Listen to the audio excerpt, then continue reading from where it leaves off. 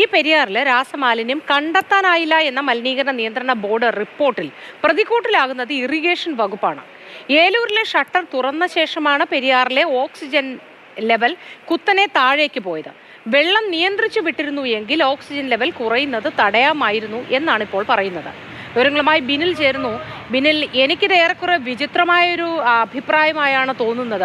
Irrigation വകുപ്പിന് മാത്രമാണോ ഈ ജലത്തിൽ മലിനീകരണം ഇല്ല എന്ന് കണ്ടുപിടിക്കാൻ, അല്ലെങ്കിൽ ഓക്സിജന്റെ അളവ് കൂടുതലായി ഉൽപ്പാദിപ്പിക്കണം അല്ലെങ്കിൽ നിലനിർത്തണം എന്ന ഒരു ഉത്തരവാദിത്വമുള്ളത്? മാത്രവുമല്ല, അങ്ങനെ വൈകി പരിശോധിച്ചാൽ ഈ ഒഴുക്കുവെള്ളം വന്ന് ഈ മലിനജലം ഒഴുകിപ്പോയതിന് ശേഷം അതിൽ ഈ രാസമാലിന്യത്തിന്റെ സാന്നിധ്യം കണ്ടുപിടിക്കാനുമാകില്ലല്ലോ. എന്തിന്റെ അടിസ്ഥാനത്തിലാണ് ഇപ്പൊ ഇങ്ങനെ ഒരു കണ്ടുപിടുത്തൽ ഉണ്ടായിരിക്കുന്നത്? മോത്തി, രണ്ട് കാര്യങ്ങളാണ് പൊല്യൂഷൻ കൺട്രോൾ ബോർഡിന്റെ പ്രാഥമിക റിപ്പോർട്ടിലുള്ളത്.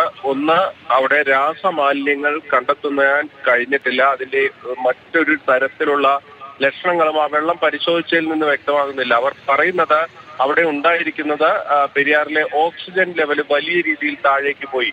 ഈ മത്സ്യക്കുരുതിക്ക് കാരണമായത് അതാണ്. അതായത് ഈ മത്സ്യക്കുരുതി നടന്ന ദിവസം വൈകിട്ട് 3 മണിക്കാണ് ഷട്ടർ തുറക്കുന്നത്, ഏലൂരിലെ ഷട്ടർ തുറക്കുന്നത്. അതിനു മുൻപ് അവിടെ വെട്ടുകാട് എന്ന് പറയുന്ന ഭാഗത്ത് രാവിലെ തന്നെ വെള്ളം പരിശോധിച്ചിരുന്നു. അപ്പോൾ പെരിയാറിലെ വെള്ളത്തിന്റെ ഓക്സിജൻ ലെവല് 6.4 ആയിരുന്നു. ശരിക്കും വെള്ളത്തിൽ 4 DO ലെവൽ 4 ഉണ്ടെങ്കിൽ തന്നെ മത്സ്യങ്ങൾക്ക് ജീവിക്കാൻ കഴിയുന്ന ഒരു അവസ്ഥയുണ്ട്. പക്ഷേ ഈ ഷട്ടർ തുറന്ന ശേഷം വൈകിട്ടെടുത്ത സാമ്പിളിൽ ഓക്സിജൻ ലെവല് 2.1 ആയി കുറഞ്ഞു എന്നാണ് പറയുന്നത്. അതായത് വളരെ താഴേക്ക് പോവുകയാണ് ഉണ്ടായത്. അതാണ് ഈ മത്സ്യ കുരുതിയിലേക്ക് പോയത് എന്നതാണ് അവർ കണ്ടെത്തിയിരിക്കുന്നത്. ഈ ഓക്സിജൻ ലെവൽ കുറയുമ്പോൾ പോലും അവിടുത്തെ pH വാല്യൂവിൽ കാര്യമായ മാറ്റങ്ങളില്ല. ഏതെങ്കിലും തരത്തിലുള്ള കെമിക്കൽ കണ്ടാമിനേഷൻ ഉണ്ടായിട്ടുണ്ട് എങ്കിൽ ഈ pH വാല്യൂവിൽ മാറ്റങ്ങൾ ഉണ്ടാവേണ്ടതാണ് എന്നതാണ് PCBയുടെ. നമ്മൾ ഈ ഷട്ടർ തുറക്കുമ്പോൾ കൂടുതൽ ജലം ഒഴുകി പോവുകയല്ലേ ചെയ്യുന്നത്, അതോ മലിനജലം കലരുകയാണ്? എന്തുകൊണ്ടാണ് ഈ ഓക്സിജൻ ലെവലിൽ അങ്ങനെ ഒരു കാര്യമായ താഴ്ച ഷട്ടർ തുറക്കുമ്പോൾ ഉണ്ടാവുന്നത്? മോത്തി, അതിന്റെ പ്രശ്നം എന്ന് പറയുന്നത് ഈ ഏലൂരിലെ ഷട്ടറിന് മുകൾ ഭാഗത്ത്, അതായത് പെരിയാറിൽ ആ ഷട്ടർ വരെയുള്ള ഭാഗത്ത് ഏറെ കാലമായി ആ ഷട്ടർ അടച്ചു വെച്ചിരിക്കുകയാണ്.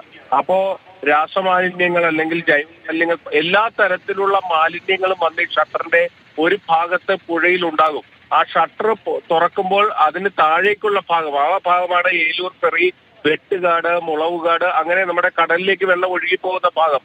ഒരു ഭാഗത്ത് നേരത്തെ തന്നെ ഈ ജൈവ രാസമാലിന്യങ്ങളൊക്കെ തന്നെ ഉണ്ടെങ്കിൽ അതൊരു ഭാഗത്ത് സംഭരിച്ചു കിടക്കുകയാണ് ഈ ഷട്ടർ അടച്ചു വെക്കുമ്പോൾ. പെട്ടെന്ന് ഈ ഷട്ടർ തുറന്നപ്പോൾ ഒരുമിച്ച് അത് താഴേക്ക് ഇറങ്ങിപ്പോയതാണ് ഇപ്പോഴത്തെ പ്രശ്നങ്ങൾക്കെല്ലാം കാരണമെന്നാണ് പ്രാഥമികമായി പൊല്യൂഷൻ കൺട്രോൾ ബോർഡിന്റെ ഒരു കണ്ടെത്തലായി വന്നിരിക്കുന്നത്. അവിടെ കഴിഞ്ഞ തവണ ഈ ഷട്ടർ തുറന്നപ്പോൾ ഈ കാര്യത്തിൽ രണ്ടുപേരും പരസ്പരം പഴിചാരി രക്ഷപ്പെടുക തന്നെയാണ്. രക്ഷപ്പെടുന്ന മറ്റൊരു വിഭാഗം എന്ന് പറയുന്നത് ഈ വ്യവസായ ശാലകളാണ്.